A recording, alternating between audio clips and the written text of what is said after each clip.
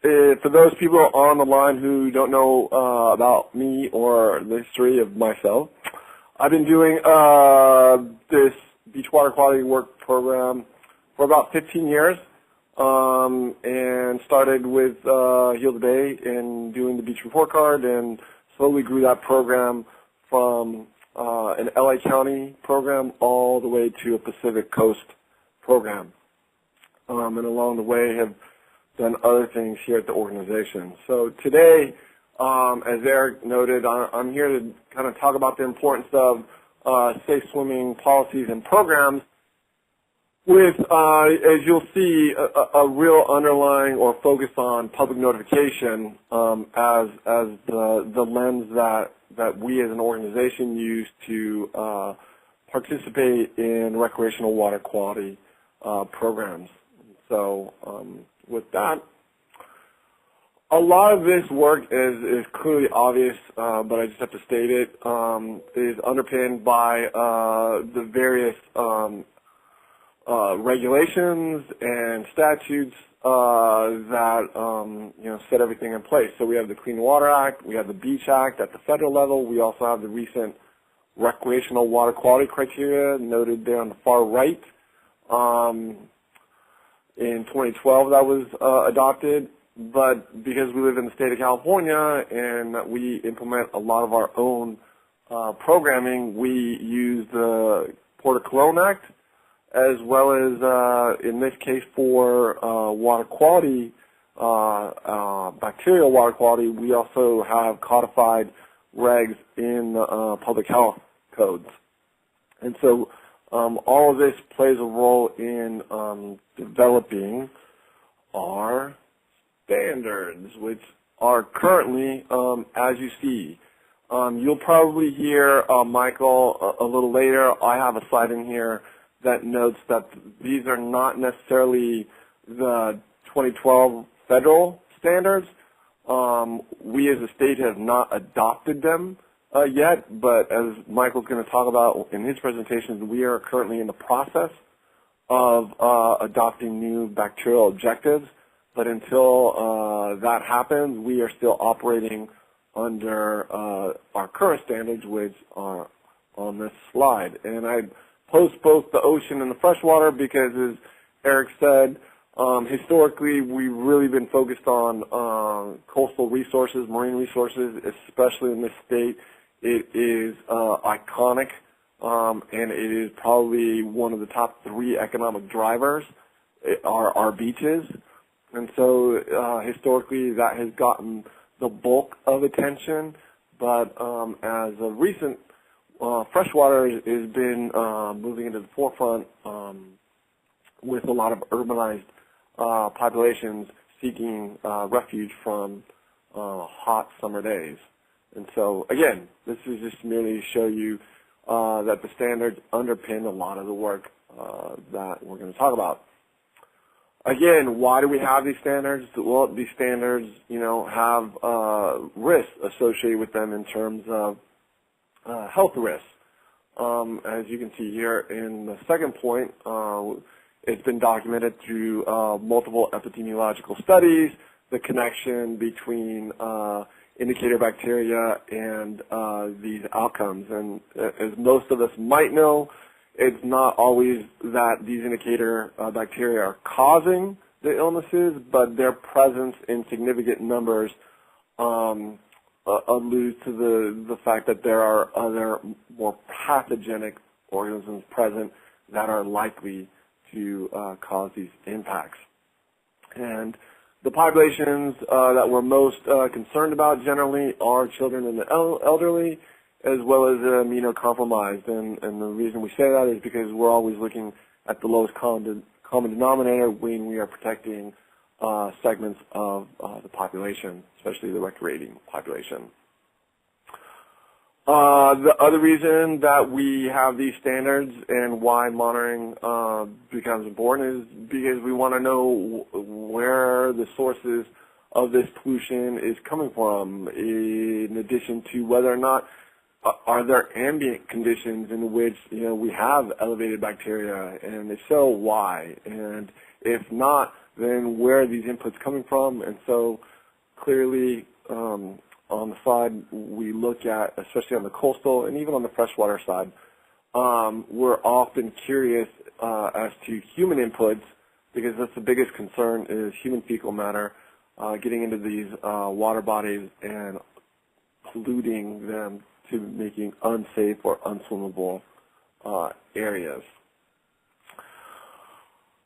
So this is where I think for me the crux of the matter or the importance of what we just talked about, having the regs in place, having the standards in place, it all leads to this kind of recreational water quality program. And any health department, whether it's environmental health or any public agency that is monitoring for water quality issues, you know, this is where we put everything together, the science in terms of what the monitoring tells us, the reporting in helping make decisions about how to maybe change monitoring programs, or what we might need to do in terms of source ID, source abatement, best management practices. So what can we do to, once we've identified a problem, abate? Is it education? Is it we have to put in a diversion?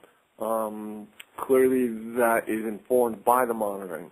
The third one, which a lot of us don't like to talk about but is crucial in this dynamic, is enforcement.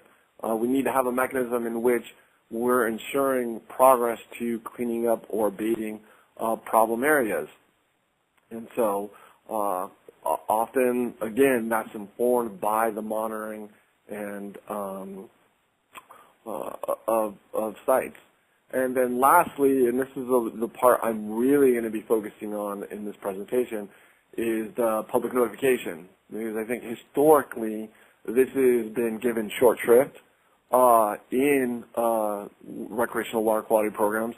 It's often the last thing thought of, and as you're going to see in my next slide, because we've given it short shrift, it's often been to the detriment of the public, as well as to programs, I would argue, in the long term, in terms of people being aware of what either health agencies or POTWs are doing and spending their money on when they're monitoring, and why it's so vital that we collect this information. And I show that diagram basically as a visual representation of how these various components should be playing with one another or interacting with one another in terms of informing them, and it's really dynamic and supposed to be interactive and not so siloed or compartmentalized as we might have kind of seen or implemented, you know, in the 80s and 90s with modern programs. With that said, this is where I was going to say it becomes important, because depending on the approach that you can take a very compliance-oriented approach where you're strictly monitoring to meet standards, and you can gear everything towards making sure you're in compliance. And right for certain agencies, you know, rightfully so, they're concerned about not being in violation and therefore enforced upon. On the flip side is public health, and often this is thought to be, again, you achieve if you are in compliance. And I want to point out that if you look at the current federal program that's being offered in the 2012 standards, you'll see that the standards have changed, and I'm getting ahead of Michael's presentation by showing you the top numbers here, by showing you this is what the state is currently moving to adopt and replace all the previous standards I showed you.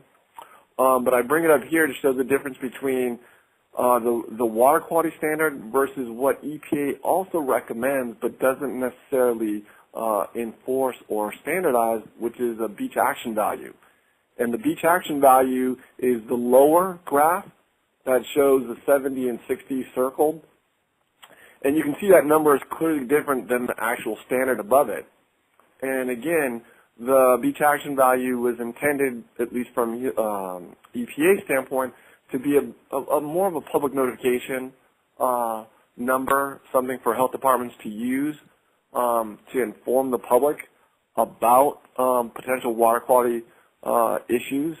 And I'm bringing it up here to highlight the need to, and we've talked about this at the regulatory level, how do we reconcile these two numbers to the public? Because clearly in this scenario, you know, the sample could come back within the standard, but completely above the beach action value or the recommended notification. And as we know in this state, you know, if there are postings at a receiving water body for potential bacterial exceedances or concerns for health standards, you know, that can be viewed as an impairment. And while we in the regulated and in the agency and the stakeholder group might understand the difference, the lay public often doesn't. And so they can easily either be uninformed or be overly informed about actions that need to take place when water quality criteria are being exceeded or in the beach action value crossed in terms of a level of concern. So I throw that out there and as a jumping off point for this presentation. But I'm going to go back one time and just say that I really view what I'm about to talk about today as something to be celebrated of the work that we collectively do. And when I say we being Gila Bay, the various health agencies who do the monitoring, the various POTWs who do not only the monitoring but scientific studies that further this whole process along, as well as the public works departments or stormwater departments, or even again wastewater agencies who implement structural management practices, because a lot of this needs funding. And why I kind of say that it's a celebratory and that it's a we in terms of partnership is that the role that we play, while may be viewed by many as antagonistic, I would like to argue that we are your biggest supporters in making sure that the public understands what agencies do on a day-to-day basis to make the general public better protected.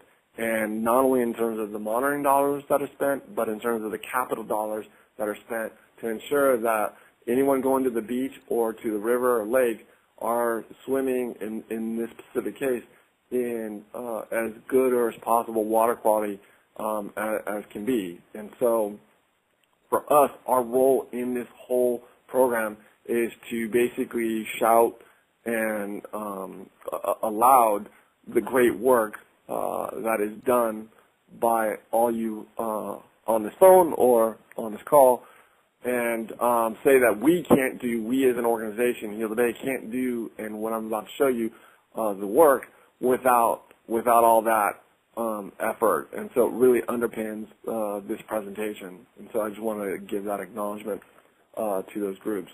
And so as I move into what I feel is the important role of public notification and the short shrift that it's been given historically, and that I think we've been trying over the last 2 decades to bring it to the forefront, is its importance in the overall recreational water quality program. And in this case, when we talk about water quality, and we talk about the main issue here being bacterial standards, I'm not necessarily going to talk about blue-green algae or protozoa here. This is really going to be mostly about FID, fecal indicator bacteria, in this programming. And so again, our biggest issue with public notification program is to increase the public's awareness. And in doing so, we hope to bring attention to, again, areas that may be having water quality problems, and that could be because it's a known source, or it could be something that is just a chronic but low level, and unless we do trends analysis, we might have missed the signal. And so by doing monitoring and by collecting the data and by notifying both agencies and electeds, we can call attention to the need to invest in greater resources or funds in infrastructure to clean up these sites. We also use the information ourselves to help regulatory agencies like the State Board list impaired water bodies so that they can be viewed as needing cleaned up. And in doing so, that can enable cities, counties access to state or even federal dollars because there's an identified problem as opposed to a problem that's merely anecdotal. And, you know, the last two, I would say, increasing research. So, again, I can't tell you how many times local universities have gotten involved in supporting cities or supporting groups like SQURP in doing studies to identify and pinpoint what actually is happening in the environment so we have a better understanding in terms of the policies that we want to implement or in terms of the techniques or sciences that need to be improved to get a better understanding of the world around us, specifically the recreational water around us. And lastly, I think it's vitally important and often undersold is civic involvement. The more people know about what we're talking about, the more likely not only are they going to be informed about the decisions that they make in visiting these recreational sites, but that they can make behavioral changes at home that might be causing some of the problems. But ultimately, they're voting members, and often you're going to need either, as we'll talk about later, a proposition or a funding source to support a capital project to help facilitate either cleaning up a process or just, you know, bringing it up to code so that, you know, we can lower the impacts to any of the discharges to receiving water. But again, civic mindedness, civic involvement is critical on a lot of these areas. And so this brings me to Heal the Bay's role and what we've done over the last 30 years in bringing attention to this subject. Many of the participants on this webinar probably know us best through the Beach Report Card program. It's been going for 30 years. Some of you might know us more recently over the last 5 for our Predictive Modeling program, or our Nowcast, as indicated by this nice cartoon of a weather person. And then finally, something that we've developed over the last 3 years is a freshwater, or what we call the River Report Card program, and this is really tied to LA County and identifying, again, recreational uses within LA County that historically have been unregulated. And I'll get into some of the details a little later on when we get into some of the specifics. As far as the Beach Report Card, of which I hope many of you know, this is a program that looks at water quality along the shorelines. The information is collected by public agencies, and we use the data collected by those agencies to translate bacterial numerics into easy to understand A through letter F grades. So this is much easier for the public to understand. This program, this public health notification program, has been adopted and endorsed by the State Water Board as well as the Beach Water Quality Work Group. It was developed in partnership with SQURP, a number of the Southern California coastal health agencies, and it was first published in 1992. The site grades over 600 locations. As you can see, if you ever visited our webpage, it covers all the way from Washington down to San Diego in the state of California. There's about, when in the summer at its peak, there's about 600 locations. If you click on any one specific site, as you drill down onto the webpage, you'll see in this case I have San Francisco up, and you'll see that there are these bubbles around the recreational beaches, and those represent the monitoring that takes place in the county, city of San Francisco. And again, and let me just finish by, and in the far right corner here, you're going to see the letter grade that we usually give, in this case, aquatic park, which would be up here. And again, this is publicized to the general public, the beach-going public. It can clearly show that the the geographic scale in which the city implements a monitoring program. We often talk about the frequency of monitoring as well as the types of bacteria that are monitored for by the county. Like I said, we publish the beach report card on a weekly basis. Every Friday, new results come out, and they're done for at least all 600 locations in the summer months. And so this is a great tool for the public because they can find water quality information about any popular beach that they either are frequenting that weekend, or if they're taking a trip somewhere either upstate or downstate, they can still go to the same website and find the information. Because historically, this information was only in the respective counties and often in purely data format with little to no explanation of the results. And so again, the A through letter F grade improves the understanding of water quality at a number of beaches throughout the West Coast. Moving forward, we've now began over about 5 years ago pushing for what we call nowcast or predictive modeling. Because the existing monitoring programs that we have, for most people, are, I don't want to say antiquated, but just because of the technology that's available to us and at the scale that we monitor across the state, the best that we generally can do in terms of processing samples is 24 to 48 hours. And for a lot of people, we're often providing water quality information after the fact. And sometimes it's of little to no use to the beachgoer because by the time they get the information, they've either already exposed themselves or the problem has already passed and the current conditions don't necessarily represent, in this case, the signage that might be up at the beach.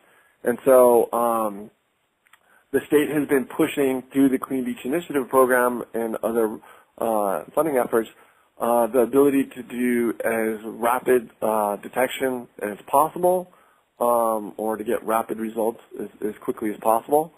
Another approach that we are taking clearly is predictive modeling, which the 2012 EPA criteria allow for, and that's basically a mechanism of basically looking at environmental factors that might enhance or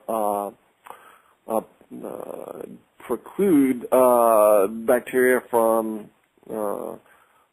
proliferating. And so by modeling various environmental factors and calibrating and validating, often you can create a scenario in which you can have what we call a nowcast, which is a prediction for the current day, not of the results, but of the public health notification. And so this is clearly just showing that most models are statistically based, and they're based on numerous variables that are included and usually done over a 5 to 10 year time frame. And again, people think that, once you have a model in place, you don't necessarily need to sample or monitor the water at a specific site. And again, what I think you're going to continue to hear me press on is that water quality monitoring is at the heart of everything that moves forward, whether it is predictive modeling, whether it's QMRA, whether it is different beneficial use designations in terms of high flow or rainfall. You will still need to monitor because that data is vital to all the efforts that stem from it. Again, predictive models are not something that's been new. They're new to this area, but they've been used in the past in the Great Lakes area, as well as in Hong Kong. These are the two major areas that have been utilizing models to help beach managers make public health decisions on a day-to-day basis. And I think moving back a slide, or two here, you're going to see, and it kind of got cut off here, so I really apologize, that of the 500 beaches monitored in California, only 30 of them are monitored more than 5 times per week. And in fact, you're going to see that close to 400 locations are monitored weekly. So we take one sample to represent water quality for the whole week. And the beauty about a nowcast model is that we can produce results every day of the week for the whole swimming season that are often at the same level of public health decision correction as the current method. And what I mean by that is whether a beach manager, based on data that they have or based on their best available information, they'll make a decision whether to keep a beach posted or to post a beach or to actually keep a beach open. And what we find is that the models give the beach manager much more certainty in their decision-making process than the single sample that we often see at a number of our beaches, at least in California. This slide just shows you where we currently are at. This is a program that's funded by the State Board. The State Board is definitely curious about getting more timely information out to the general public so that they can make better decisions. And when I say the general public, that includes health managers, health agencies. We are currently in our third phase. We are up to 10 beaches right now that we are currently modeling.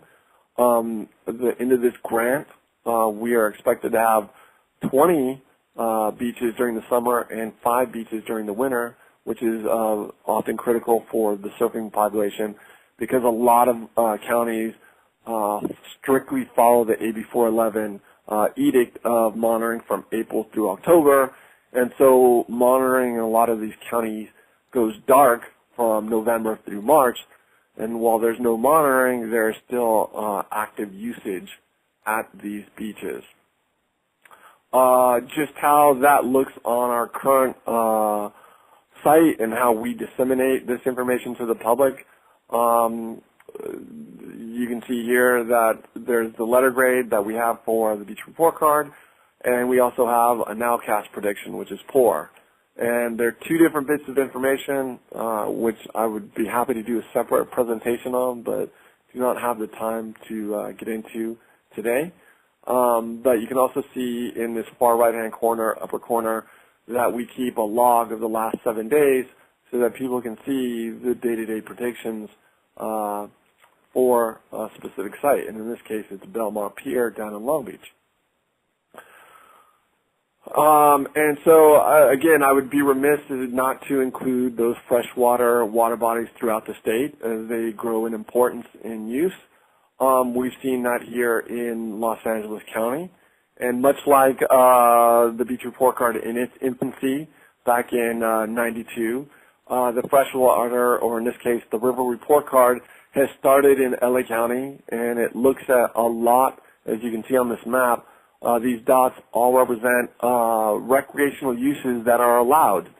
And one of the things that a program like what I'm displaying on the screen here is before Heal the Bay, in essence, got involved in this project, not much was known or even much less publicized about water quality at what we call these unregulated recreational water areas. And I say unregulated not because I'm talking about back to this compliance issue, not unregulated in terms of like there isn't a standard, there isn't a WDR or an NPDS or basin plan objective for each of them. Unregulated meaning strictly from a public health standpoint that there isn't a lifeguard sitting out there and instructing people, and by having the lifeguard out there, it becomes then a regulated from a public health standpoint site in which they need to take care of. So all these dots that you see on this map are areas where the public can go, but there's no oversight in terms of notification. There's no oversight in terms of, if there's a problem that someone comes out and rescues you per se. And so having said that, that's quite a bit of sites that you see up there. And so what we try to do with the general public is again, agglomerate all these sites to one page so that people could see, one, the numerous sites that exist, two, the coloring we've suggested notes quality, where you see green is healthier, or in healthier meaning hasn't demonstrated any exceedances of water quality criteria. Yellow has kind of a caution, like you should be cautious about entering the water. And red in this case means you should try to avoid these sites as much as possible. And you can see as you drill down, once again, if you clicked on one of those specific dots, you would see a write-up, a site description, and you would see on the bottom left-hand the recent samples and exceedances for that site based on dates. And again, it's just trying to provide the public a means of understanding what they're getting into, and why, as an organization, we've taken this notion of the public has a right to know of what they're getting into when they frequent these spots. And why I say that this report card is the river report card is maybe a classic indication of why I originally said that we do this, or we view what we do as partnership with the respective agencies, is that we have a standing meeting with the City of LA, with the County Public Health Department and the County Public Works, to ensure that these recreational areas, one, get greater coverage, that their signage, like you see on the left here, go up so that visitors going directly to the site can see for themselves any concerns or issues that might be had. And I will I will say that this sign, up until this past summer, was absent. So if you went to any of these recreational sites kind of listed or shown on this map, you would not see such signage. And you still don't outside the city of LA. So there are places like the Santa Monica Mountains or the Angeles Forest, San Gabriel Mountains, where you can still recreate in the water and have no idea of what you're swimming in. And so we've done a lot of work in trying to get that notification, and again, stressing to our partners, agencies, that this is not meant to call them out, but meant to help muster resources to either identify what's causing these exceedances, or to at least provide ample notification to the beach-going public, or in this case, the freshwater-going public. And so I'm going to wrap this up with, like, a strong public notification program is so vital to your recreational water quality program. And I can, as I've demonstrated or I've showed on this slide, that most of this can be attributed to, in small part, to the Beach Report Card and its 30-year program. That that program was meant merely to identify water quality problems. It grew over time to cover the state and to identify inconsistencies that were along county coastal agencies. It was also used, the Beach Report Card, to justify why we needed to have legislative action. And the Clean Beach Initiative generated over $100 million to support fixing a lot of our coastal water quality problems, because the state realized that if your one of your number one economic drivers, being coastal tourism, has a perception of being problematic, that's not good for business. And so as a mechanism of investing in infrastructure, the state took the lead. And so that gets back to funding. The report card or monitoring has often been viewed as a kind of a weight, but it really should be viewed as, again, a mechanism in which to foster and justify proposition spending or state water resource control board spending in these areas, because, again, the public sees that if there's a problem beach or a problem river location, that, yeah, we're going to need to spend resources. And that gets kind of to my last point on that. I'm going to skip over the policy here. That, again, an informed, civic-minded public is often needed to create public will or political will to get these projects or programs funded.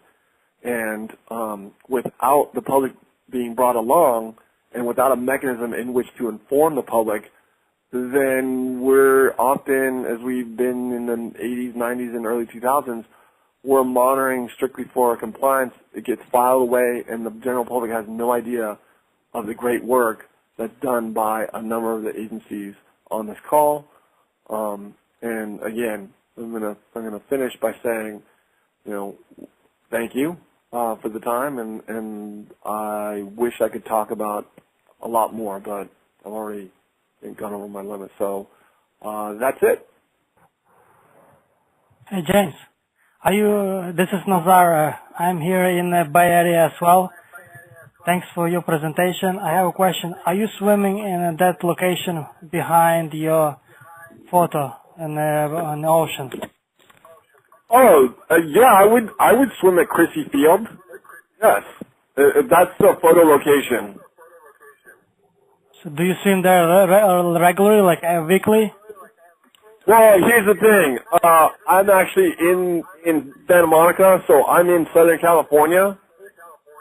And so I'm not necessarily in the Bay Area as frequently as I would like to be. But yeah, again, historically, I would be looking at the report card or I'd be looking at the data. And, Christie Field has more often than not, been an okay place to swim.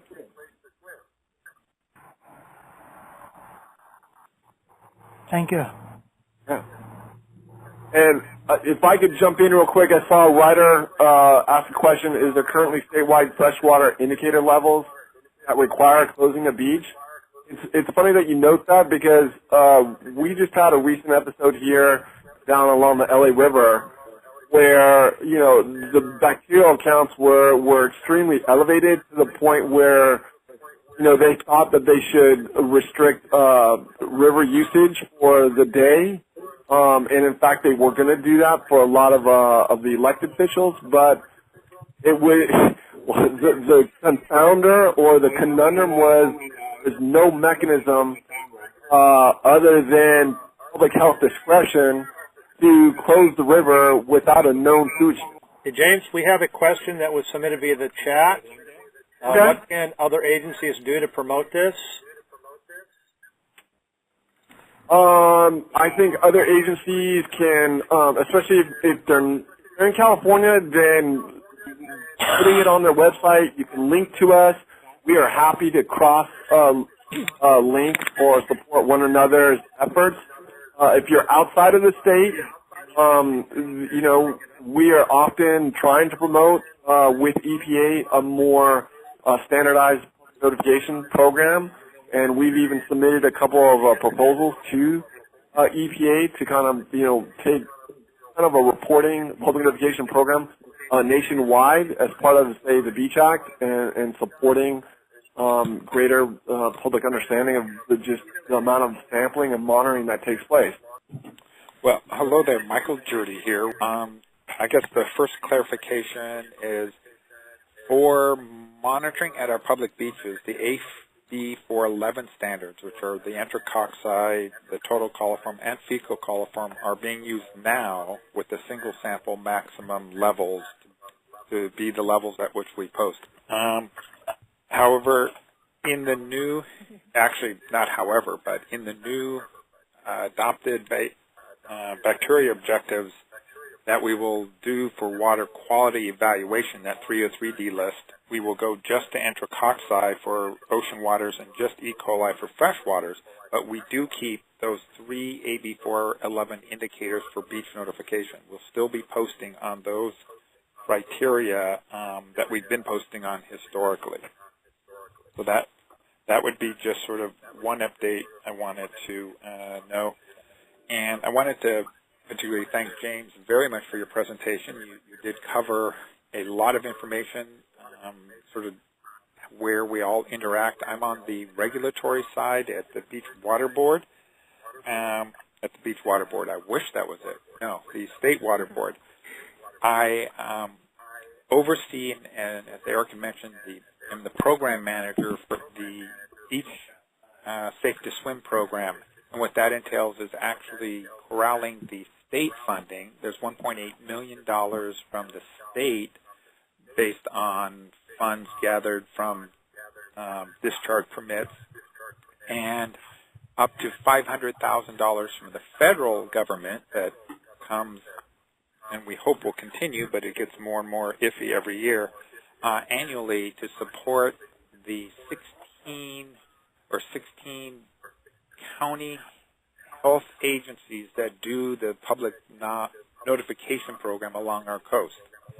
So it's the public health agencies or environmental health agencies that run the program that we fund, and they gather all the samples from either POTWs, their stormwater programs, or the samples they take themselves that we're paying for through the state and federal funds to do this beach notification. And James is extremely correct in noting that this notification program and the samples are not worth much unless the public sees them and can evaluate them and use them for, one, their swimming safety decisions day to day, and that's where the beach report card actually helps on a weekly basis to give a good overall view of how healthy a beach has been lately, but also in directing the funds that we've raised through bond initiatives that have gone to beach fixing. We spent over $100 million through the state board of bond funds to really fix some of the worst beaches, and often the beach bummer list that comes out of the beach report card has been one of the highlighted things that the counties and the cities and politicians all note and help us guide money once the science is done to fix the problems. So public notification and being on a bad list, while it's short-term bad, it actually has led to a lot of beach improvement, particularly amazing improvements at Avalon and many other beaches. But Avalon is a particularly noteworthy one that for many years was a very problematic beach, and that has been significantly cleaned up with pressure from many different areas. So that would be something else there. What I am working on that wanted to give an update is the Bacteria Objectives Project, which was actually taking that EPA 2012 REC criteria and, as mentioned, adopting them into our water quality standards here in California.